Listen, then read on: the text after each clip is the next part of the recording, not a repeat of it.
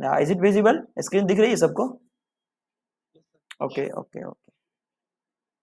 जब आप जाओगे ना तो याद रखिए कॉम्पिटिटिव प्रोग्रामिंग के बहुत सारे प्लेटफॉर्म्स होते हैं। ठीक है, पहला आपको हो गया हैकर रैंक पे आप कर सकते हो, हैकर अर्थ होता है, और कोड शेप होता है, लीड कोड होता है, ऐसे बहुत सारे होते हैं। राइट, तो जो सबसे ज्यादा फेमस फेमस तो सबके सब हैं, लेकिन हैकर अर्थ और हैकर रैंक पर कुछ ज्यादा ही लोग रहते हैं, क्योंकि टीसीएस जैसी कंपनी और बड़े बड़े मल्टीनेशनल कंपनी भी हैकर रैंक और हैकर अर्थ को टाई अप की हुई है। तो इससे बेहतर है कि आप हैकर अर्थ या हैकर रैंक पे ही करो, क्योंकि जो क्वेश्चंस भी आते हैं वहीं से आते हैं। तो आप हैकर रैंक पे जा सकते हैं, हैकर रैंक। ओके, तो हैकर रैंक जब क्लिक करोगे, HACKERRAN के, मैं लिंक भेज देता हूँ, इसकी लिंक हैकर रैंक पे जाओ। आप हैकर अर्थ पे भी जा सकते हो, मैं वो भी दिखाता हूँ।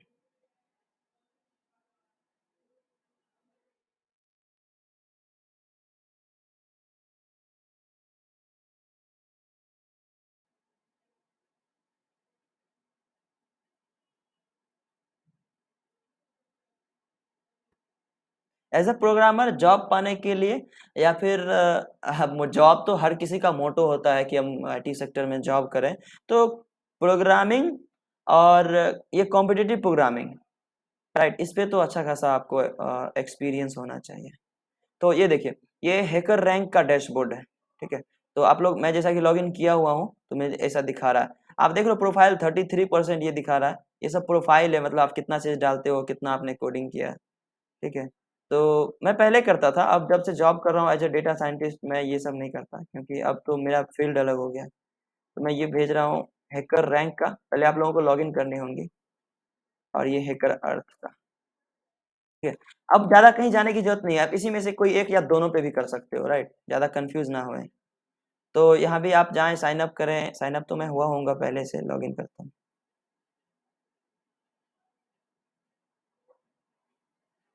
ठीक है,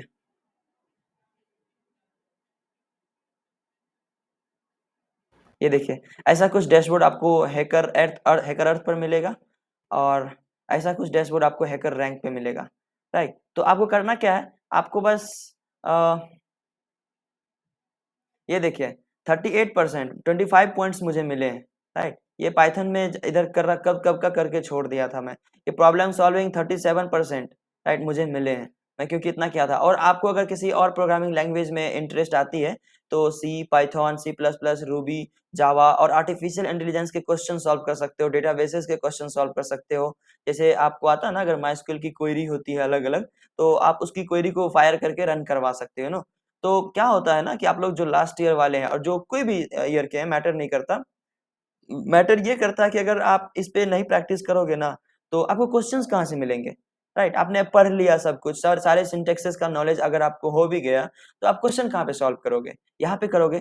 तो ये देखें, कंटिन्यू प्रैक्टिस पे अगर क्लिक करें, मैं यहाँ पे छोड़ दूँ, आप यहाँ पे पाइथन सेलेक्ट कर लेना। और ये देखिए, मैंने ये प्रॉब्लम कुछ सॉल्व किया है। ठीक है, तो अगर मैं ऐसे ही आपको खुलेगा, आप बेसिक से स्टार्ट करें, एकदम से एडवांस पे नहीं जाएं, आप बेसिक से करें। तो एक सेकेंड, ओके, आप बेसिक से जाएं। तो जैसा कि ये दिख रहा है, list comprehension, nested list, finding the percentage, और लिस्ट से रिलेटेड क्वेश्चन है, टपल से रिलेटेड, ये सब टॉपिक है पाइथन के, मैं आपको एक एक चीज सिखाऊंगा। ठीक है, find a string, string validators, text alignment, मतलब ये सारे टॉपिक्स के क्वेश्चन है। राइट, तो हाँ, आपको मैटर ये नहीं करता है कि आपको क्वेश्चन सॉल्व, अगर आपको बीच में दिक्कत आती है ना, अगर आपको बीच में कोई दिक्कत आती है ना, तो आप इसे गूगल कर सकते हो, और फिर जाके कुछ कुछ छोटी छोटी चीजें सीख सकते हो, और वहां से आप फिर से सॉल्व कर सकते हो। राइट, ये मुझे दिखा रहा है अनसॉल्व वाली, अगर मैं सॉल्व पे क्लिक करूं, तो मुझे ये सॉल्व वाली, ये सब मैंने सॉल्व किया था, ये देखिए सॉल्व किया हुआ, ऑलरेडी टिक लगी हुई है। राइट, ये सब सॉल्व किया हुआ मैंने, तो ऑलरेडी टिक लगी हुई है। तो अगर अनसॉल्व जाओ, जो मैंने सॉल्व नहीं किया है, तो वो मुझे दिखाई देगा। ये देखिए, ये सब मैंने सॉल्व नहीं किया, तो आप, अब मुझे जब टाइम मिलेगी तो मैं ये भी करूंगा। तो आप लोगों को टाइम, उससे पहले आप लोग यहाँ पे करो। अगर आप हैकर रैंक पे जाओगे, यहाँ प्रैक्टिस का सेशन दिख रही है आपको, राइट, प्रैक्टिस का बटन, तो यहाँ से आप प्रॉब्लम सॉल्विंग बेसिक से स्टार्ट कर सकते हो, पाइथन बेसिक से। आप यहाँ पे प्रोग्रामिंग लैंग्वेज सेलेक्ट कर सकते हो, जैसे मैंने पाइथन क्लिक किया।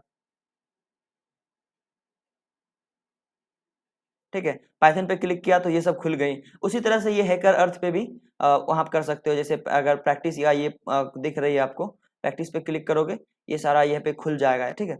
अब फिर यहाँ पर आप क्वेश्चन सेलेक्ट कर सकते हो, लाइक राइट, अगर बेसिक प्रोग्रामिंग करने हो, डेटा स्ट्रक्चर्स के क्वेश्चन सॉल्व करने हो, एल्गोरिदम्स के करने हो, मैथ के, मतलब मशीन लर्निंग का भी बड़े बड़े प्रॉब्लम होते हैं, एल्गोरिदम अगर आपको बनाने आते हो तो पाइथन का क्वेश्चन सॉल्व कर सकते हो, राइट। अगर पाइथन पे क्लिक करूँ तो या ये देखिए ये सब क्वेश्चन है, ठीक है। तो ये सब आपको बता रहे हैं कैसे कैसे क्या करने हैं, फिर आप स्टार्ट कर सकते हो। तो यहाँ पे आप एक्सप्लोर करो, डेली कम से कम 1 घंटे भी यहाँ पर समय दो, ठीक है। धीरे धीरे आपको अगर अच्छा लगने लगेगा, जाहिर सी बात है, अगर आपको कोडिंग में अपना करियर बनाने हो तो अच्छा लगेगा, नहीं बनाने हो तो अच्छा नहीं लगेगा, क्योंकि बहुत टफ लेवल के भी क्वेश्चन होते हैं। तो मे बी ऐसा हो सकता है कि आपको अच्छा ना भी लगे, भारी लगने लगेगा। तो उससे कि पहले आपको डायरेक्ट वहां जाके भारी लगे, राइट, डायरेक्ट टीसीएस के एग्जाम में या फिर इंफोसिस के एग्जाम में, तो आप यहीं पे सॉल्व कर सकते हो। आई समझ में सबको?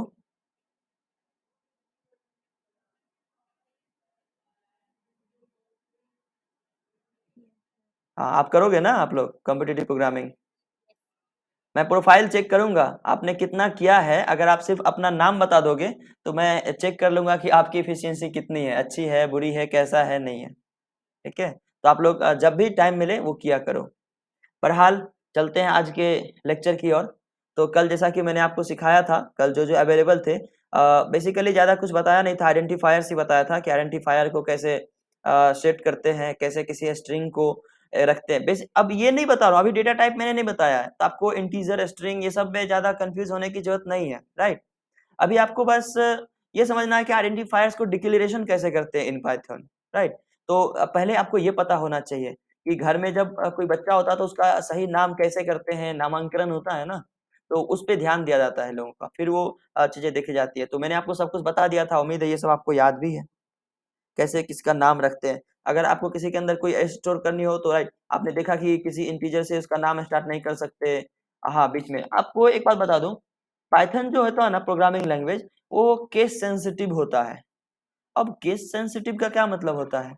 जैसे बहुत से ऐसे प्रोग्रामिंग लैंग्वेज है जिसके जो केस सेंसिटिव नहीं है।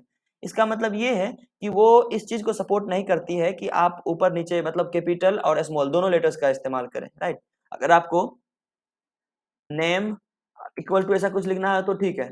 अगर केस सेंसिटिव का मतलब ये होता है कि नेम ऑफ, फिर आप कैपिटल से स्टार्ट कर रहे हो, राइट, ऐसे ही। तो मतलब एन, नेम ऑफ फादर का एन आपने कैपिटल कर लिया, फिर ओ कैपिटल कर लिया, और फादर का एफ आपने कैपिटल कर दी, ठीक है। तो आप ऐसा भी कर सकते हो, इंटर कर दो तो ये रन हो गया, राइट। तो आप ऐसा भी कर सकते हो, मतलब केस सेंसिटिव इसको ही बोलते हैं, ठीक है। आप बीच में कैपिटल इस्तेमाल कर सकते हो। और ये भी बता दूं कि आपको देते पता चल ही गया था कल के लेक्चर्स में कि कैसे स्ट्रिंग के अंदर इंटीजर वगैरह डालते हैं किसी डिक्लेरेशन करने के लिए। तो आपने सी में भी पढ़ा होगा और भी किसी लैंग्वेजेस में। और अगर आपने प्रैक्टिस की होगी थोड़ी बहुत भी, हल्की सी भी, तो आपको ये सब में डाउट क्लियर हो गया होगा। वैसे मैंने सारी चीजें बता रखी थी, ठीक है। तो ये अंडरस्कोर के बारे में पता चल गया था कि जैसे नेम ऑफ फादर मैंने वैसे लिखा, चाहे तो आप name underscore of underscore father ऐसे भी लिख सकते हो, तो ये भी रन कर जाएगा। आप अंडरस्कोर इस्तेमाल कर सकते हो, अंडरस्कोर चाहे तो आप स्टार्टिंग में भी कर सकते हो, ठीक है, ये भी कर सकते हो। कैमल केस भी बना सकते हो। कैमल केस बेसिकली क्या होता है? कैमल केस यही जो अभी आपने देखा कि कोई कैपिटल, फिर स्मॉल, फिर कैपिटल, फिर स्मॉल, तो बेसिकली यही कैमल केस होता है, ठीक है।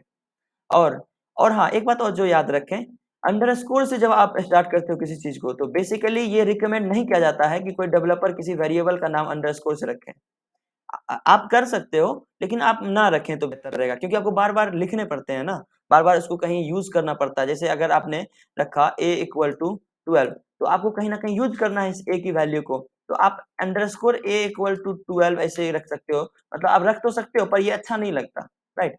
अब अच्छा इसलिए भी नहीं लगता क्योंकि हम डेवलपर्स हैं, ऐसे ऐसे हजारों वेरिएबल्स सेट करके रखते हैं, राइट, इस वजह से अच्छा नहीं लगता।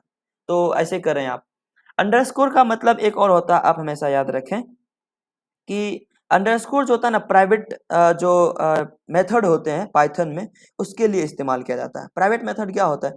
अगर आप एक अंडरस्कोर लगाते हो, ये उसके बाद कुछ आती है, राइट, ऐसा कुछ, तो ये प्राइवेट माना जाता है इसको। आगे मैं बताऊंगा, जब ऑब्जेक्ट ओरिएंटेड प्रोग्रामिंग का कॉन्सेप्ट मैं आप लोगों को पढ़ा रहा हूँ, तो उसमें बताऊंगा कि एक अंडरस्कोर लगाने के बाद जब कुछ लिखते हैं नेम वगैरह, तो ये प्राइवेट हो जाती है। लेकिन अगर आप डबल अंडरस्कोर लगा देते हो, एक अंडरस्कोर के साथ एक और अंडरस्कोर, राइट, तो ये कुछ ज्यादा ही प्राइवेट हो जाता है, मतलब हद से ज्यादा प्राइवेट हो जाता है। ठीक है, आप शुरुआत में भी लगा सकते हो, लास्ट में भी लगा सकते हो, ये प्राइवेट को शो करता है। तो अगर आप डेवलपर हो, अगर आप कहीं बड़े लेवल पे प्रोजेक्ट पर काम कर रहे होंगे, तो ऐसा कुछ अगर दिखे तो कंफ्यूज ना होए। ठीक है, आप ये समझे कि ये कोई प्राइवेट मेथड है, राइट, पाइथन की बात मैं कर रहा हूँ। और मैंने आपको कल के लेक्चर्स में ये भी बताया था कि जो रिजर्व वर्ड है, आज का बेसिकली लेक्चर रिजर्व वर्ड ही मैं बताने वाला था, कि जो रिजर्व वर्ड होते हैं उसको आप आइडेंटिफायर में इस्तेमाल नहीं कर सकते, राइट। जैसे ये भी एग्जांपल भी दिया था कि पापा पहले से रिजर्व वर्ड होता है, तो आप किसी का नाम पापा नहीं रख सकते घर में। मम्मी जो होती है पहले से रिजर्व वर्ड होता है, तो आप किसी का घर नाम मम्मी नहीं रख सकते। ठीक है, हाँ, एक नाम दो बार आ सकता है, किसी का नाम राम है तो किसी और का भी नाम राम हो गया तो कोई फर्क नहीं पड़ता उससे। ठीक है, तो ये हो सकता है, लेकिन जो रिजर्व वर्ड है उसका इस्तेमाल नहीं कर सकते। ठीक है, जैसे इफ, आप इफ इक्वल टू 12 नहीं रख सकते, क्योंकि इफ रिजर्व वर्ड है, राइट। तो इस चीज का हमेशा ख्याल रखें। अब आपके मन में एक कंफ्यूजन सी होगी कि रिजर्व वर्ड होता क्या है। ठीक है, तो रिजर्व वर्ड वो होता है जो पाइथन में ही नहीं, किसी भी प्रोग्रामिंग लैंग्वेज में रिजर्व वर्ड वो होता है जो पहले से रिजर्व किया जाता है कोई फंक्शनैलिटी को यूज करने के लिए। उस रिजर्व वर्ड के अंदर ना कुछ फंक्शनैलिटी सेट कर दी जाती है। जैसे आपने देखा होगा कि आपने मूवी देखी है, राइट, अभी कौन सी शेरशाह मूवी आई थी, और उससे पहले भी द उड़ी सर्जिकल स्ट्राइक आया था। तो जो आर्मी वाले होते हैं ना, वो उनके कुछ रिजर्व वर्ड होते हैं जब वो वॉर पे जाते हैं। ठीक है, तो जब वो वॉर पे जाते हैं, वहां पर युद्ध करते हैं, तो उनके मेजर के या फिर जो बड़े लेवल के होते हैं, सॉरी, या उसी को रिजर्व वर्ड कहते हैं ना, जो हर कोई इस्तेमाल नहीं कर सकता ना उसे, तो दैट इज कोड वर्ड। ठीक है, उसी को रिजर्व वर्ड बोलते हैं। अब आपने देखा होगा कि उसे दिल मांगे मोर शेरशाह में दिया था उसने। ठीक है, तो ये रिजर्व वर्ड बन गया। क्या वो एक्टर जो आर्मी थे, क्या वो हर जगह ये शब्द बोल सकते थे? नहीं, सिर्फ और सिर्फ मिशन कंप्लीट होने के बाद ही वो उस वर्ड का यूज कर सकते थे, राइट। उसे ही रिजर्व वर्ड बोलते हैं, कीवर्ड बोलते हैं, जो रिजर्व वर्ड्स होते हैं, राइट। कीवर्ड भी आप बोल सकते हो, ये पहले से रिजर्व्ड है, आप इसका इस्तेमाल और चीजों में नहीं कर सकते। उसके अंदर जो वैल्यू दी गई है, जैसे दिल मांगे मोर जो उनका रिजर्व वर्ड था, उसके अंदर एक वैल्यू थी कि मिशन कंप्लीट होने का इंडिकेशन दे रहा था। अगर उस मेजर को, जो बड़े लेवल के थे, जो सुन रहे थे, सारी चीजें नोटिस कर रहे थे, अगर उन्हें ये शब्द सुनाई दी, तो इसका मतलब ये समझ में आ रहा था कि मिशन कंप्लीट हो गई है, राइट। उसी तरह से आपके रिजर्व वर्ड के अंदर कुछ ना कुछ फंक्शनैलिटी सेट की हुई है, जिसका इस्तेमाल आप कर सकते हो। इसका मतलब ये कि उसके अंदर कुछ ना कुछ फंक्शनैलिटी सेट की गई है, उसका इस्तेमाल आप किसी और चीज के लिए नहीं कर सकते, राइट।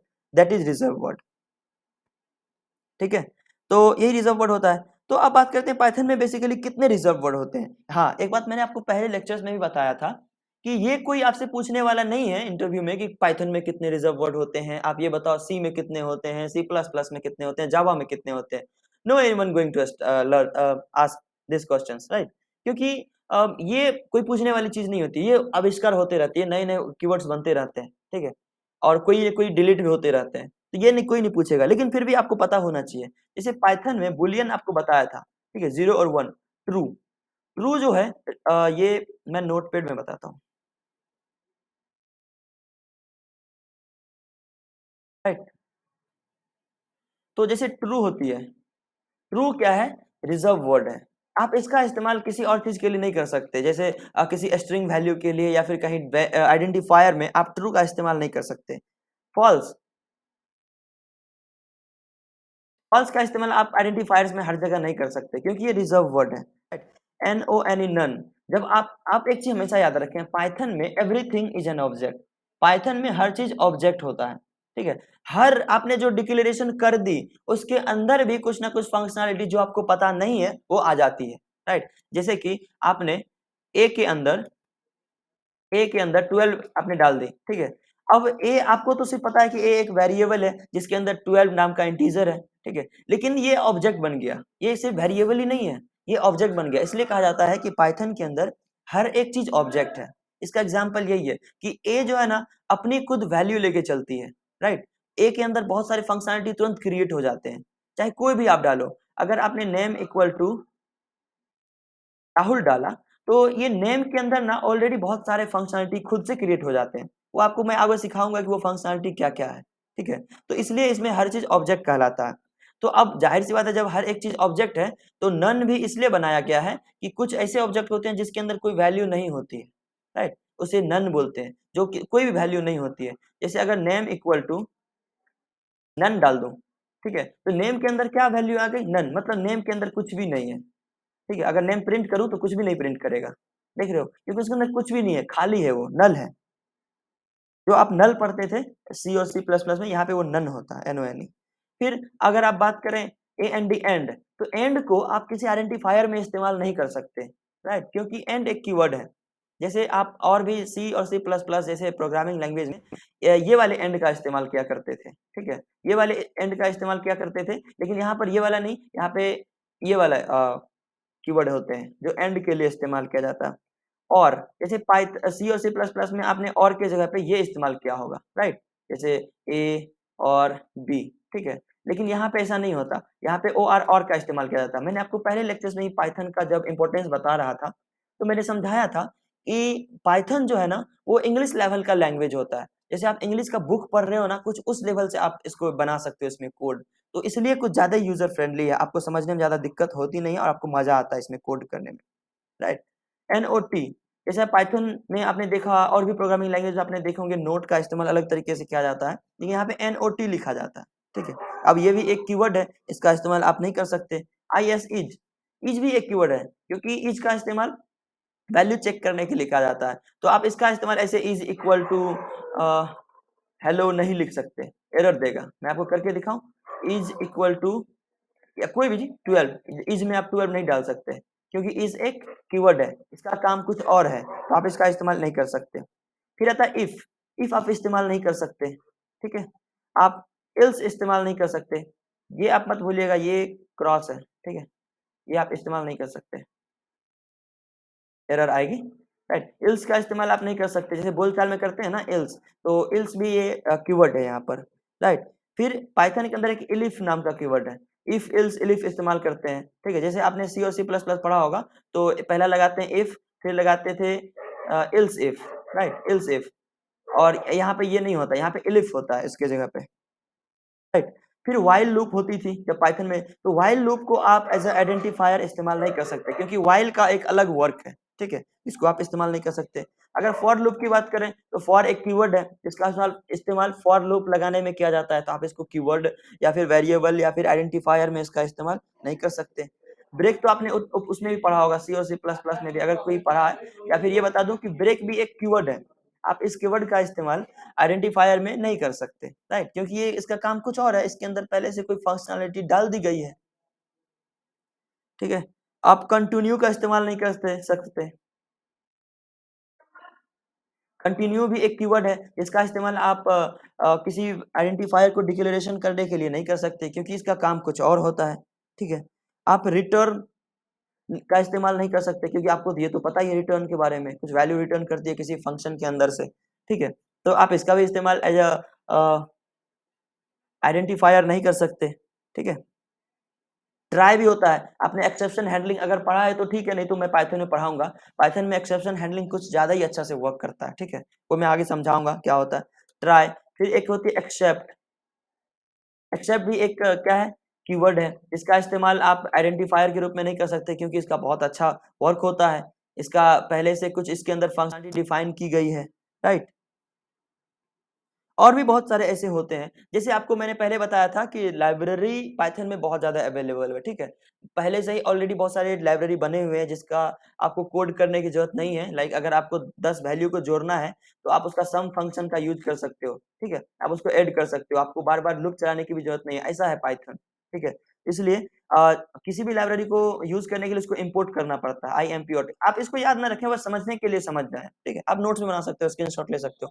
तो इम्पोर्ट नाम का भी एक कीवर्ड है जिसको किसी लाइब्रेरी को इंपोर्ट करने के लिए किया जाता है, ठीक है। जैसे आपने यूज किया होगा इंपोर्ट मैथ, मैथ का कोई कैलकुलेशन कर रहे हो तो मैथ को इंपोर्ट करना पड़ता है, राइट। तो इंपोर्ट पहले से एक कीवर्ड है, तो आप इसका इस्तेमाल आप आइडेंटिफायर में नहीं कर सकते, नेवर, एरर देगी हमेशा। जैसे ऑब्जेक्ट ओरिएंटेड पढ़ोगे तो क्लास, क्लास के कीवर्ड है जिसमें पहले से कुछ डिफाइन किए गए हैं रूल्स, तो आप ऐसा क्लास नाम का कोई वेरिएबल नहीं बना सकते। जैसे अगर आप चाहो तो क्लास इक्वल टू हेलो आप नहीं कर सकते, एरर देगा, राइट, क्योंकि क्लास पहले से एक कीवर्ड है, आप इसका इस्तेमाल नहीं कर सकते, ये रिजर्व किया गया है इसके अंदर।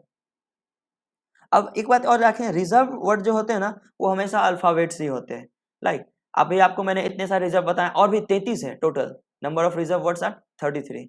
तो जितने भी रिजर्व वर्ड होते हैं ना वो आपको याद रखने पड़ेंगे, उसकी फंक्शनैलिटी क्या है, वो वर्क कैसे करती है, ये तो आपको याद रखने पड़ेंगे। और याद कैसे रहेगा, उसके प्रैक्टिस से। जब आप हैकर रैंक और हैकर अर्थ या फिर कोई भी कहीं भी आप क्वेश्चन सॉल्व करोगे तो धीरे धीरे जब इसका इस्तेमाल करोगे ना तो फिर आपको याद रहने लगेगा, राइट। तो आप ये एक चीज हमेशा याद रखें, जो भी लाइब्रेरी होते हैं, जैसे जो कीवर्ड्स होते हैं, कीवर्ड का नाम कभी भी ऐसा नहीं रहेगा CLASS क्लास 1 2 3, ऐसा नहीं रहेगा, राइट। कभी इफ फोर ऐसा नहीं रहेगा, ये हमेशा इफ रहेगा या फिर क्लास रहेंगे, ठीक है। और आपको आपको यदि इसी का कोई नाम इस्तेमाल करना हो एज ए वेरिएबल, जैसे आप यहाँ पे देख रहे हो CLASS क्लास नाम का आप कोई आइडेंटिफायर नहीं बना सकते, लेकिन उसके अंदर कुछ जोड़ के जैसे क्लास 2 इक्वल टू 3 या 4 आप बना सकते हो, राइट। अगर प्रिंट करो क्लास 2 को, ये 4 प्रिंट कर देगा, राइट। अब क्योंकि क्लास एक वेरिएबल कीवर्ड है जो रिजर्व वर्ड है, लेकिन क्लास 2 तो रिजर्व वर्ड नहीं है ना, राइट। इसका इस्तेमाल आप कर सकते हो। क्लास अंडरस्कोर आप इसका इस्तेमाल कर सकते हो, ठीक है, क्योंकि क्लास रिजर्व वर्ड है, क्लास अंडरस्कोर तो नहीं। और आपको पता है अंडरस्कोर का इस्तेमाल नहीं कर सकते। लास्ट लेक्चर में एक स्टूडेंट ने पूछा भी था कि अंडरस्कोर कर सकते हैं इस्तेमाल, लाइक आप डॉलर नहीं कर सकते, आप एंड नहीं कर सकते, आप डैश नहीं कर सकते, क्योंकि आपके लैपटॉप में या टेक्नोलॉजी में डैश मतलब माइनस भी होता है, ठीक है। तो अगर आप माइनस का जैसे 5 माइनस 4 अगर ये प्रिंट करें 1 प्रिंट कर दिया इसने, तो डैश जो होता है वही माइनस भी होता है, तो माइनस को कीवर्ड रिजर्व वर्ड में रख दिया गया। अब या गाइस याद रखें माइनस भी एक रिजर्व वर्ड है, ठीक है। तो ये रिजर्व है ऑलरेडी, तो ये रिजर्व कैरेक्टर है, जैसे वो रिजर्व वर्ड था ये रिजर्व कैरेक्टर है, ठीक है। जैसे डिवाइड के लिए आप ये इस्तेमाल करते हो, ये रिजर्व कैरेक्टर है, इस कैरेक्टर को रिजर्व किया गया, आप इसको किसी और चीज के लिए इस्तेमाल नहीं कर सकते, ठीक है। ओके राइट, इतना आपको समझ में आ गई, इसमें कोई डाउट? हाँ, एक एक बात और याद रखें, ओके ओके ग्रेट, कोई भी जो रिजर्व वर्ड होते हैं, ये सब रिजर्व वर्ड आपको मैंने दिखाया, ऐसे 33 होते हैं, तो कुछ रिजर्व वर्ड ही होते हैं जो आपको कैपिटल लेटर से स्टार्ट होगा, बाकी सब स्मॉल लेटर से स्टार्ट होगा, राइट। अब वो कीवर्ड्स क्या है? ट्रू। ट्रू एक रिजर्व वर्ड है जो बताता है ये ट्रू है, यानी इसकी वैल्यू 1 होती है, ठीक है।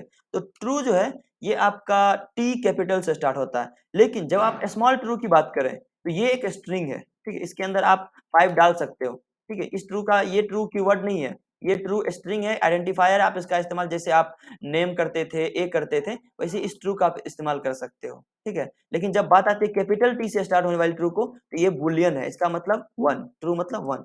फिर फॉल्स आती है, ये भी कैपिटल एफ से स्टार्ट होती है, फॉल्स, इसका मतलब फॉल्स मतलब जीरो, ठीक है।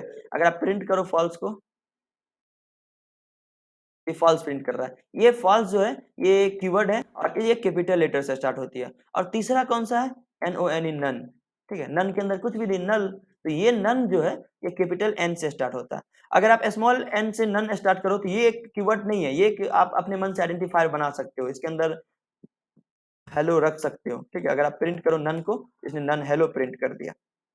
अगर आप इस नन की बात करो, इसके अंदर आप कुछ नहीं रख सकते, ठीक है, ये एरर दे रहा है क्योंकि ये कीवर्ड है। तो 3 ऐसे कीवर्ड्स हैं जो कैपिटल लेटर से स्टार्ट होता है, कैपिटल अल्फाबेट से, and that is true, false and none, ठीक है। यहाँ तक समझ में आ गई? ओके, जब जेंगो जैसे बड़े प्रोग्रामिंग लैंग्वेज प्रोजेक्ट में काम करोगे ना, तो वहां पर ये सब रखने पड़ेंगे, ट्रू फॉल्स, ये सब वहां पे इस्तेमाल किया जाता है। जैसे अगर ए इक्वल टू आप 2 रखते हो ना, तो ये ए के अंदर क्या आ गया? 2, ठीक है। उसी तरह से ए के अंदर आप ट्रू भी रख सकते हो, TRUE, ठीक है। तो ये ए के अंदर क्या आ गया? ए को प्रिंट करोगे तो ट्रू दे दिया, क्या कि मतलब ए का मतलब है पॉजिटिव, ठीक है, 1, मतलब ऑन ऑफ होता है ना, ए 1 का मतलब ऑन और 0 का मतलब ऑफ। तो अभी ए जो है ये ऑन वाली है, ठीक है, मतलब ट्रू वैल्यू है इसके अंदर, ठीक है। और अगर फॉल्स इस्तेमाल करना हो, बी के अंदर क्या है? फॉल्स है, ठीक है। आप इस तरह से इसके अंदर रख सकते हो, आगे मैं डेटा टाइप में बताऊंगा ये सब कैसे क्या होता है, ठीक है। लेकिन बस ये याद रखें, ये सब क्या है? एक कीवर्ड है जो एफ कैपिटल से स्टार्ट हो रहा है, टी कैपिटल से स्टार्ट हो रहा है, और नन, NONE नन कैपिटल से स्टार्ट होती है, बाकी सब स्मॉल लेटर से स्टार्ट होती है, ये सब जो मैंने आपको बताई, एल्स, इफ, एंड और कंटिन्यू रिटर्न एक्सेप्ट इंपोर्ट, ये सारी चीजें क्लास वगैरह। ठीक है, तो उम्मीद है यहाँ तक आपको लोग समझ में आ गई। तो अगर एक बात और जो मैजिक बताता हूँ, एक मैं ये हटा देता हूँ, फिर से आइडियली खोलता हूँ। एक मैजिक बताता हूँ, अगर कोई पाइथन का डेवलपर होगा ना, आप उनसे ये पूछ सकते हो कि पाइथन के अंदर जितने भी कीवर्ड्स हैं वो कौन से ऐसे अल्फा कीवर्ड हैं, जैसे कौन से ऐसे कोड है, एक ऐसा कोड लिखो एक लाइन का जिसके अंदर आप ये प्रिंट कर सको कि पाइथन के अंदर कितने कीवर्ड्स हैं। बेसिकली ये मैजिक है, ये आपका इस्तेमाल आप इंटरव्यू में आपसे नहीं पूछा जाएगा, एक मैजिक है। उसके लिए ना आपको इंपोर्ट करने पड़ेंगे कीवर्ड को। जैसा कि आपको बताया कि पाइथन के अंदर हर एक चीज ऑब्जेक्ट है, राइट। जैसे मैंने कीवर्ड को इंपोर्ट किया, या आपको बताया किसी भी लाइब्रेरी को यूज करने के लिए उससे पहले उसको इंपोर्ट करना पड़ता है, ठीक है। और in Python everything is an object. ये कीबोर्ड जो लाइब्रेरी मैंने इंस्टॉल की, सॉरी इंपोर्ट की, ये भी एक ऑब्जेक्ट है। अब इसके अंदर बहुत सारी चीजें पड़ी हुई है, तो उसका इस्तेमाल कैसे करते हैं, बेसिकली एक मैजिक है। कीवर्ड, कीवर्ड क्योंकि मैंने एक ये इंपोर्ट किया और बताया कि आपने सी और सी प्लस प्लस अगर पढ़ा होगा तो किसी ऑब्जेक्ट को ऐसे ही इनिशियलाइज करते हैं, पहले उसको इंपोर्ट करते हैं, किसी रखते हैं किसी चीज में, फिर उसको डॉट ऑपरेटर की मदद से उसका यूज करते हैं, डॉट, ये वाली डॉट, ठीक है। किसी भी ऑब्जेक्ट को यूज करने के लिए डॉट इस्तेमाल करते हैं, और वो होता है के डब्ल्यू, मतलब कीवर्ड LIST, कीवर्ड लिस्ट, और इसको इंटर करो। ये देखिए पाइथन के अंदर इतने सारे कीवर्ड्स हैं, ठीक है। मैं आपको ये चीज चैट बॉक्स में भेज देता हूँ, या भूल जाओगे नहीं। ये मैजिक है, बेसिकली आप किसी से पूछ सकते हो, हर किसी को पता नहीं होता है। आप अपने कंप्यूटर में एक बार रन करवा के देखें, ये आ रहा है।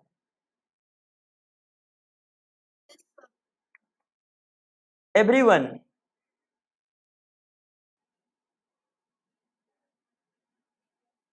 ऐसा आया, ये मैजिक है। आप किसी पाइथन वाले से पूछना, ठीक है, जिसको पाइथन आती है, एक ऐसा कोड बताओ जिसके अंदर हम पाइथन का जितने कीवर्ड्स हैं, हम सारे कीवर्ड्स को एक साथ प्रिंट कर सकें लिस्ट में। तो हर किसी को पता नहीं है, तो बेसिकली एक मैजिक है, ठीक है, आप ये याद रखें। हर किसी के लैपटॉप में ऐसा आया सारे कीवर्ड्स?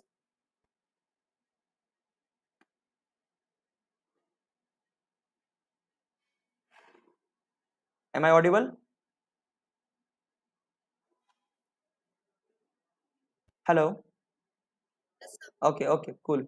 जो अगर जिसने सी और सी प्लस प्लस पढ़ा होगा, अक्सर वो गूगल पे सर्च करते हैं कि how many keywords are there in C and C plus plus Java, right. Python वालों ने ये भी आपको कह दिया कि आपको गूगल करने की जरूरत नहीं है, मैं आपको 2 लाइंस का कोड देता हूँ, आप वो रन करवाओ, आप देख लो कि उसमें कितने कीवर्ड्स हैं, राइट। देखो कितनी एक्सटेंसिबल प्रोग्रामिंग लैंग्वेज है पाइथन, इसलिए मैं बोलता हूँ आप इसमें एक्सपर्ट बन जाओ। फिर जॉब क्या, आप अपना खुद का स्टार्टअप प्रोजेक्ट, ये सारी चीजें अपने खुद से कर लोगे, वो भी with in a day, with in a year, sorry year नहीं, आप मतलब 1 घंटे 2 घंटे 3 घंटे 5 घंटे और एक दिन में कर सकते हो प्रोजेक्ट, इतनी extensible language.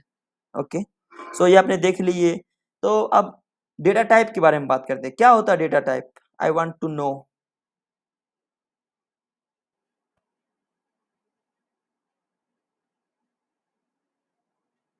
Okay, no problem, मैं बताता हूँ डेटा टाइप क्या होते हैं। डेटा टाइप क्या होता है, एक ये डेटा टाइप जो है ना, डे टाइप मतलब टाइप, डेटा मतलब डेटा।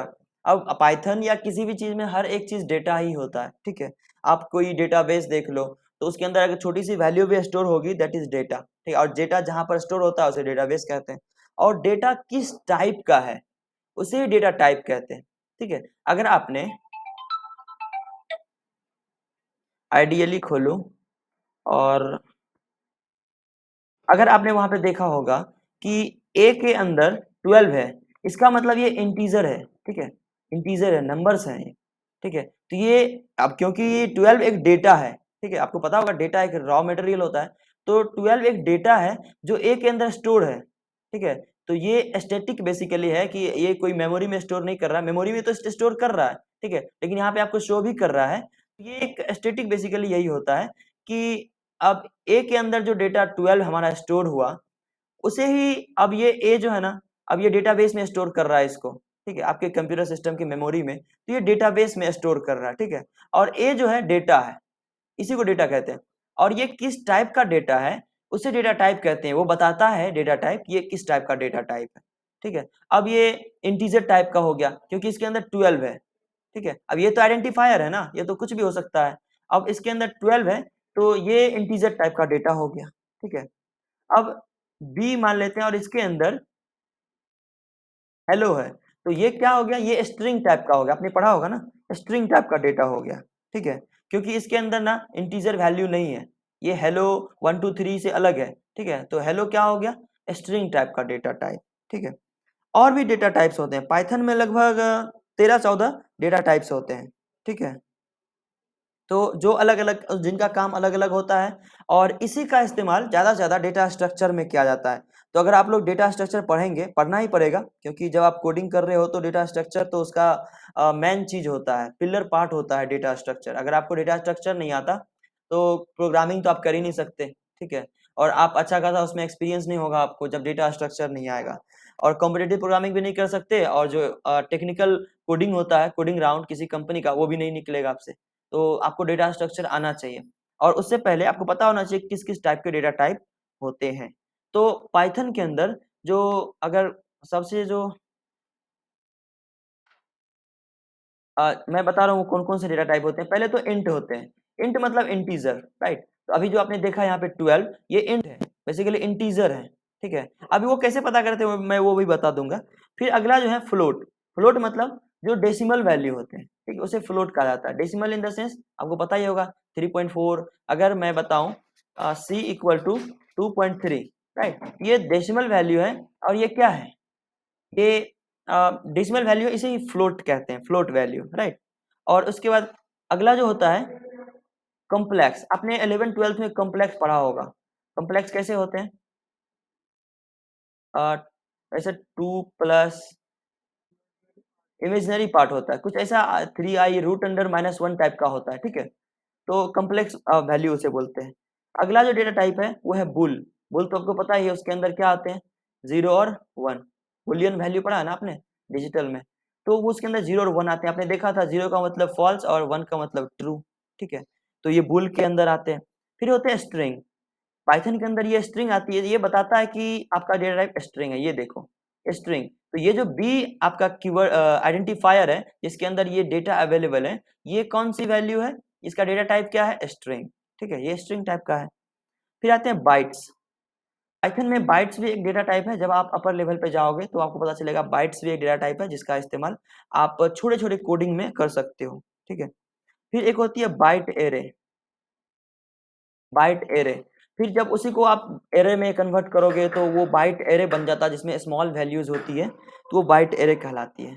रेंज एक डेटा टाइप है, ठीक है, वो बताती है कि रेंज जैसे 0 1 2 3 डॉट डॉट डॉट डॉट कितने हो जाते हैं, ठीक है। तो इन्फिनिटी तक जो होते हैं, या फिर एक रेंज होता है 50 तक, 100 तक, 200 500 तक, ये रेंज कहलाते हैं, ठीक है। तो वो रेंज भी एक डेटा टाइप है जो बताता है कि ये रेंज डेटा टाइप का है।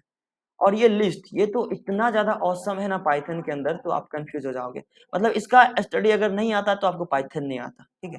तो लिस्ट एरे जो होती है ना, बेसिकली सी और सी प्लस प्लस में जिसने एरे पढ़ा होगा, वो उसी को इसमें लिस्ट में कन्वर्ट कर दिया गया है कि आप आसानी से आप इसमें कोड कर सकते हो, ठीक है, लिस्ट के अंदर डेटा रख सकते हो, उसका यूज कर सकते हो। तो वो मैं बताऊंगा जब लिस्ट पढ़ाऊंगा, तो एक एक डेटा टाइप का अलग अलग वैल्यू बताऊंगा, अलग अलग यूज बताऊंगा, ठीक है।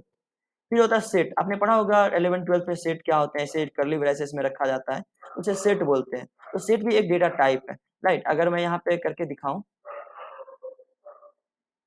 एस इक्वल टू, अब यहाँ पे कुछ भी रख सकते हैं नाम, राइट, ये तो कीवर्ड है ना, सॉरी आइडेंटिफायर है ना, तो ये कुछ भी आप नाम रख सकते हो, जैसा मैंने आपको पिछले लेक्चर से और आज भी बताया था। तो इसके अंदर अगर रखूं 1 2 3 और ऐसे कर दूं, ये एस के अंदर जो आया वो है सेट 1 2 3, ठीक है, आपने सेट पढ़ा होगा। सेट के बाद एक फ्रोजन सेट होता है, मैं आपको आगे जब डेटा टाइप पढ़ा रहा हूँगा तो मैं बताऊंगा फ्रोजन सेट क्या होता है, ठीक है। सेट की तरह ही फ्रोजन सेट भी वर्क करता है। और फ्रोजन सेट, राइट, ये सेट की तरह ही होता है पर थोड़े से डिफरेंस होते हैं दोनों में। फिर आता है डिक्ट। अगर आप लिस्ट पढ़ लिए हो तो डिक्शनरी, डिक्शनरी इतनी पावरफुल होती है, जैसे आपने सी और सी प्लस में बात करूं तो एब्स्ट्रैक्ट पढ़ा होगा आपने, एब्स्ट्रैक्ट होते हैं और भी कुछ ऐसे होते हैं, ठीक है। तो उसका काम ना उस सब सारे चीज को सॉल्व करके एक डिक्ट एकलौता एक कीवर्ड है जो डेटा टाइप है उसने सॉल्व कर दिया। तो जब आप डिक्ट पढ़ रहे होंगे ना तो आप देख रहे होंगे कि कितने बड़े बड़े डेटा टाइप को या डेटाबेस को, डेटा स्ट्रक्चर को एक लाइन के कोड में हम सॉल्व कर सकते हैं। प्रोग्रामिंग लैंग्वेज भी जब आप कर रहे होंगे कॉम्पिटिटिव प्रोग्रामिंग पर, तो आप बड़े से बड़े क्वेश्चंस को 1 से 2-3 लाइन में कर दोगे, बस यही डेटा टाइप की मदद से, ठीक है? इसका इस्तेमाल बहुत ज़्यादा किया जाता है और आपको नन तो पता ही है, कि जिसके अंदर कुछ नहीं होता है, वो नन होता है। ए इक्वल टू अगर कुछ भी ना दे, ठीक है? तो अगर ए पहले से दिया हुआ है, ठीक है? अगर मैं एफ की बात करूँ, तो एफ पहले से है नहीं, तो एफ के अंदर नॉन वैल्यू है, तो नॉन एक डेटा टाइप है। ये किस टाइप का डेटा है? नन, डेटा टाइप नहीं है, ठीक है? जिसका कोई काम नहीं होता है, आखिर डेटा टाइप तो वो भी है ना, भले ही इसका काम कोई नहीं है, तो वो नन के अंदर आता है। तो बेसिकली ये 14 डेटा टाइप्स पाइथन में अवेलेबल है, right? Int, float, complex, bool, string, bytes, byte array, range, list, set, frozen set, dict और नन, ठीक है? ये डेटा अवेलेबल है, तो इसको आप हमेशा याद रखें। पाइथन के अंदर ना बहुत सारे इनबिल्ट फंक्शंस होते हैं, लेकिन ये चीज़ आपको याद होना चाहिए, ठीक है? अब क्योंकि मैंने आपको बताया पाइथन के अंदर सारी चीज़ें ऑब्जेक्ट है, तो आपको बहुत ज़्यादा कोड लिखने की ज़रूरत नहीं होती है, पाइथन वाले भैया ने पहले से आपके लिए दे रखा है, ठीक है? बस आप उसका इस्तेमाल करो और विश्वास करो, सॉरी यूज़ करो, ठीक है? तो मैं एक बताता हूँ कि अब एक छोटा-सा बताता हूँ कि आपको चेक कैसे करने हैं, राइट? आप जेंगो या बड़े लेवल के प्रोजेक्ट में काम कर रहे होंगे, तो आपके पास बहुत सारे डेटा होगा ऐसा, जो आपको पता ही नहीं चलेगा कि इसका डेटा टाइप है क्या, ठीक है? तो ये आप चेक कैसे करोगे? तो टाइपे टाइप नाम का एक कीवर्ड है, ठीक है? आपको बताया था पाइथन में हर एक चीज़ ऑब्जेक्ट है, तो उसका ऑलरेडी पहले से कोई ना कोई कीवर्ड या मेथड फंक्शन दे रखा है। ठीक है, इनबिल्ट पहले से ही दिया हुआ पाइथन के अंदर, आपको यूज़ करने की ज़रूरत नहीं है। जैसे मोबाइल आप यूज़ करते हो, तो मोबाइल के अंदर पहले से ही सारी कीवर्ड्स दे रखे हैं, आपको कुछ कोड करने की वहाँ ज़रूरत नहीं होती या कोई बनाने की ज़रूरत नहीं होती, ठीक है? अलार्म जब मोबाइल अपने फ़ोन में लगाते हो, तो क्या आपको अलार्म का कोड लिखना पड़ता है? नहीं ना, वो आपको पहले से ही उसने सारी चीज़ें दे रखी है, ठीक है? उसी तरह से होता है, टाइप नाम का एक कीवर्ड है, इसका काम ये है कि आपने जो वेरिएबल डिक्लेरेशन करी, ये उसके बारे में बताता है कि ये उसका टाइप क्या है। टाइप मतलब डेटा टाइप, उसका डेटा टाइप क्या है?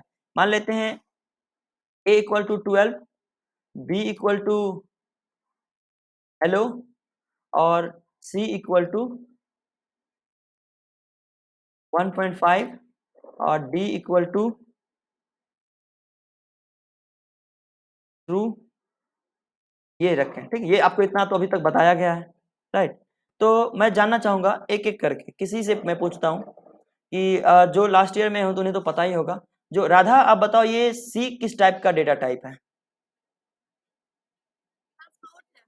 ओके। और मैं लिस्ट देख रहा हूँ कौन-कौन है। अंजलि आप बताओ ये किस टाइप के डेटा टाइप है?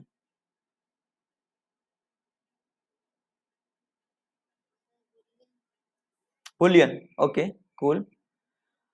और मोहिनी आप बताओ ये किस टाइप के डेटा टाइप है?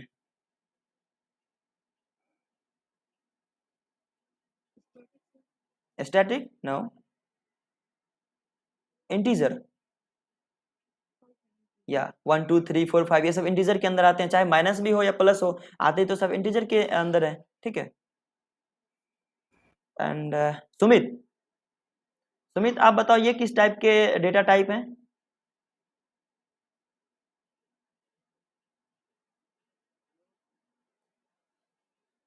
नो?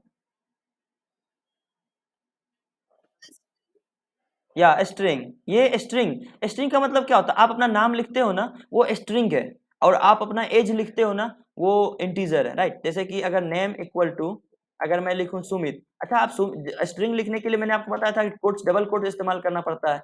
आप ऐसे सुमित नहीं लिख सकते, ठीक है? उसके लिए आपको डबल कोट इस्तेमाल करना पड़ेगा अगर खुद से आप इम्प्लीमेंट कर रहे हो तो नेम इक्वल टू सुमित, तो नेम के अंदर जो सुमित आई ना, ये स्ट्रिंग है, आपका नाम है, ये स्ट्रिंग है, ठीक है? और अगर एज नाम का एक आइडेंटिफायर लगाऊं और उसके अंदर आपका एज मैं 19 डाल दूं, तो ये इंटीजर है, राइट? ये 1, 2, 3 वाले हैं, ये इंटीजर है, ठीक है?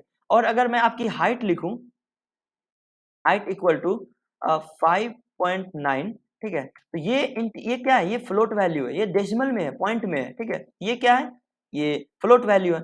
अब बताओ मैं चेक करना चाहता हूँ, वो है क्या? मैं अभी आपको बताया था टाइप नाम का एक फंक्शन है, ठीक है? ये पाइथन वालों ने खुद ही आपके लिए दे रखा है, आपको चेक करने की जरूरत ज़्यादा है नहीं। टाइपे टाइप, मैं चाहता हूँ आप लोग अपने आइडियली खोल के रखें और इसमें ऐसे यूज़ करें, ठीक है? टाइप नाम का एक फंक्शन पहले से ही दे रखा है जिसको इनबिल्ट फंक्शन बोलते हैं, जो पहले अंदर से ही डाला, आपको बनाने की जरूरत नहीं है। वैसे फंक्शन कैसे बनाते हैं वो आगे देख रही होंगे। ठीक है। तो टाइप नाम का जो ये फंक्शन इनबिल्ट है, इसके अंदर बस आपको वो वैल्यू डालना है, वो आइडेंटिफायर डालना है, वो वेरिएबल डालना है जिसका आप टाइप जानना चाहते हो।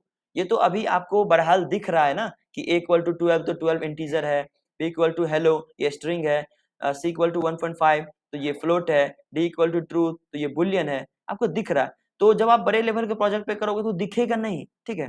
जब दिखेगा नहीं तो कैसे चेक करोगे, आपके पास मान लो वेरिएबल है, चेक कैसे करोगे? तो ऐसे टाइप के अंदर आप डालोगे, मान लो आप ए का डेटा टाइप जानना चाहते हो, ए का डेटा टाइप क्या है, तो टाइप और ब्रैकेट में ए डाल दो, क्लोज करके आप इंटर दबाओ, ठीक है। अब ये देखो, आप ये बता रहे हैं कि इंटीजर टाइप का डेटा टाइप, समझ में आई कैसे चेक करते हैं, राइट। अगर आपको बी का जानना हो, ये बी का ये क्या है, तो फिर वही TYPE टाइप लिखो और उसके अंदर आप बी डाल दो और ब्रैकेट को क्लोज कर दो, इंटर दबा दो। ये बता रहा है ये स्ट्रिंग, ये जो बी है ये आपका स्ट्रिंग है, ठीक है। अगर मैं ओके आ रहा है ना आपके सिस्टम में, ओके। ये आप यकीन मानो जो कर रहे हो ना कॉम्पिटिटिव प्रोग्रामिंग उसी से सॉल्व होने वाली है, अदरवाइज आप वहां पे क्वेश्चन पढ़ते पढ़ते बेहोश हो जाओगे, खत्म कर दोगे, टैब क्लोज करके आप यूट्यूब देखने लगोगे, ठीक है। अब अगर मैं सी का डेटा टाइप जानना चाहूँ तो टाइप के अंदर सी देंगे और पेरेंथेसिस को क्लोज कर देंगे और इंटर दबाएंगे। ये देखिए फ्लोट, फ्लोट मतलब डेसिमल, ये दिखा रहा है। अगर मैं डी का जानना चाहूँ, डी के अंदर ट्रू है, तो फिर से वही TYPE टाइप डालेंगे और उसके अंदर डी डाल देंगे और इंटर दबाएंगे। बुल, बुलियन को बुल कहते हैं शॉर्ट में, तो ये ट्रू बता रहा है। अब फिर इस नेम नाम का जो वेरिएबल इसके अंदर सुमित रखा हुआ, अब इसका हम चाहते हैं कि इसका डेटा डेटा टाइप क्या है, ठीक है। तो TYP आप लोग खुद से कर सकते हो और नेम को अंदर डालेंगे और इंटर दबा देंगे। बता रहा है कि जो नेम है सुमित ये स्ट्रिंग टाइप का है, ठीक है। ये एज के अंदर 19 है। अब आपको दिख रही है कि 19 डेटा टाइप जो है ये इंटीजर है, लेकिन फिर भी हमको चेक करनी है। TYPE दबाएंगे और इसके अंदर एज लिखेंगे, इंटर दबा देंगे। अब बता रहे वो इंटीजर है, मुझे चेक करनी है इसकी हाइट जो 5.9 है, ये कौन से डेटा टाइप है।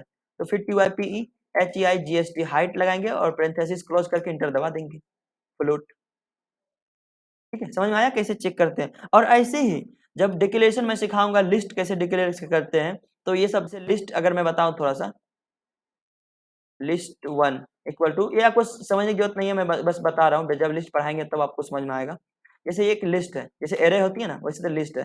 अब मैं इसकी चेक करूं टाइप और इसके अंदर लिस्ट वन डाल दूं, ठीक है, ये बता रहा लिस्ट है, ये दिख रहा है आपको, ये टाइप कितना अच्छा है, ठीक है। और सी और C++ में ऐसा टाइप कास्टिंग उतना अच्छा से नहीं हो पाता, ठीक है, बहुत लंबा कोड लिखना पड़ता है, लेकिन इसमें एक लाइन के कोड में और 4-5-10 कैरेक्टर में आप पता कर सकते हो, ठीक है। इतना एक्सटेंसिव प्रोग्रामिंग लैंग्वेज है ये पाइथन, ठीक है। और एक चीज हमेशा याद रखेंगे, आज ये सेल है, ये पाइथन का अपना सेल है आइडियली, ठीक है। तो इसमें इसलिए क्योंकि 1 बाय 1 रन करता है, इसलिए आप प्रिंट फंक्शन नहीं भी लिखते हो ना तो भी ये प्रिंट कर देता है, ठीक है। लेकिन जब आप यही किसी फाइल में कोड कर रहे होंगे तो आपको प्रिंट लिखना होगा तभी वो रन करेगा, ठीक है। अदरवाइज अगर आप चाहोगे ऐसे लिखना कि TYPE टाइप, इसके अंदर ए लगा दोगे और वो इंट प्रिंट कर देगा, ऐसा नहीं होगा। आप फाइल में जब कोड करोगे तो ये उसके अंदर आपको ऐसे लिखना पड़ेगा, प्रिंट टाइप और इसमें ए डाल दो और फिर इसको अब देखें, ये पहला जो पेरेंथेसिस है ये टाइप का है और ये जो पेरेंथेसिस है ये प्रिंट का है। इस चीज हमेशा ख्याल रखें, जैसे ही अगर आप देखो तो EOF एरर आएगा एक, ठीक है, तो ये एरर आ रहा है, ठीक है, ये रन नहीं करेगा,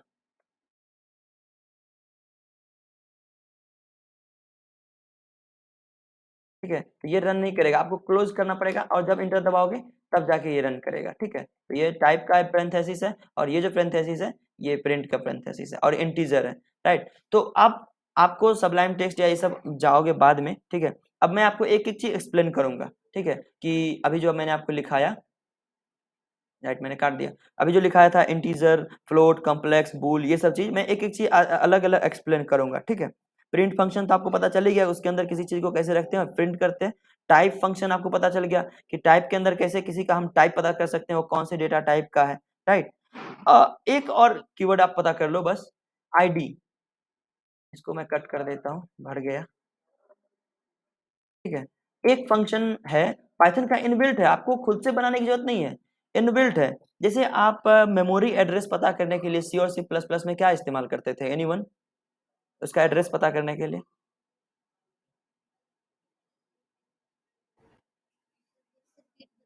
सी और C++ जैसे प्रोग्रामिंग लैंग्वेज में अगर किसी ने पढ़ा हो तो उसमें वेरिएबल का एड्रेस पता करने के लिए क्या इस्तेमाल करते थे? m%, okay, anyone else?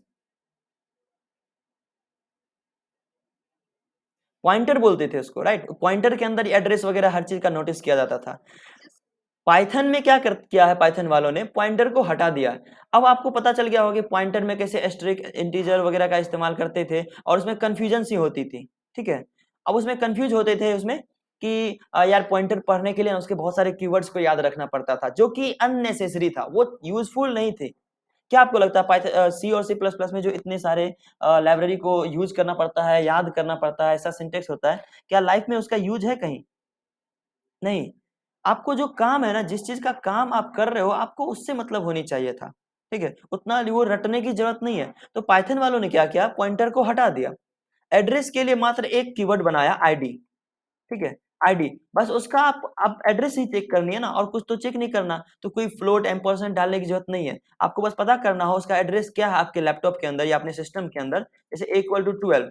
अब ये 12 कहाँ है, ये पता करना हो, उसका एड्रेस क्या है, तो आईडी के अंदर ए डालो और एंटर दबाओ, ये उसका एड्रेस है, राइट। ऐसा ही एड्रेस आपको दिखता था वहां पर सी और सी प्लस प्लस में। ये आईडी एक फंक्शन है इनबिल्ट, जो पाइथन वालों ने पहले से बना रखा है, ठीक है। उसके अंदर आप वेरिएबल डालो, जिसका भी आपको एड्रेस पता करना हो वो आपका एड्रेस दे देगा, ठीक है। अगर कोई स्ट्रिंग नाम का वेरिएबल आप बनाते हो, नेम = राहुल, ठीक है। अब ये नेम कहाँ पर स्टोर हुआ हमारे डेटाबेस में, तो उसको उसका एड्रेस पता करने के लिए ना आईडी के अंदर नेम डालो और इसे कर दो, ठीक है। ये आपको बता रहा है कि ये इस जगह पर स्टोर है। समझ में आ रही है ये बात सबको?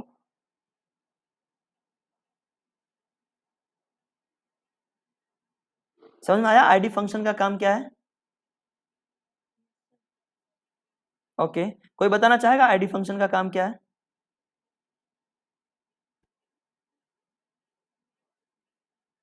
राधा, आप बताओ। What is the use of ID function, ये आईडी?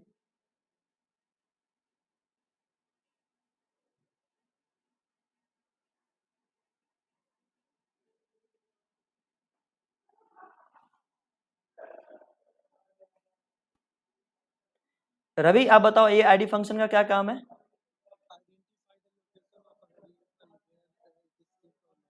ओके, सो ये जो वेरिएबल हमने बनाया नेम नाम का, ये कहाँ पर सेव्ड है हमारे डेटाबेस के अंदर, हमारे सिस्टम के अंदर, उसको आइडेंटिफाई करने के लिए ये आईडी नाम का फंक्शन यूज करते हैं, राइट? ओके, रवि आप बताओ ये टाइप फंक्शन का क्या काम है?